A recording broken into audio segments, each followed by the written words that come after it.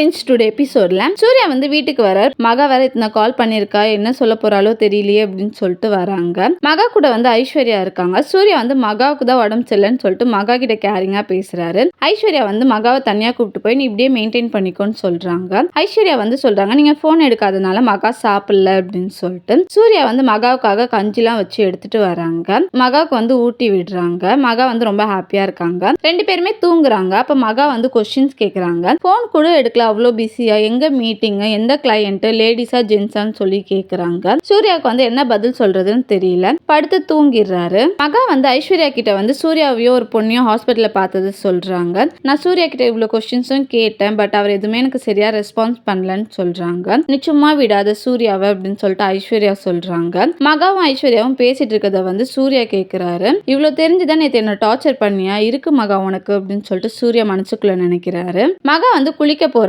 எப்படியோ dryer use பண்ணுவான்னு சொல்லிட்டு ட்ரையருக்குள்ள வந்து பவுடரை கொட்டி வைக்கிறாங்க.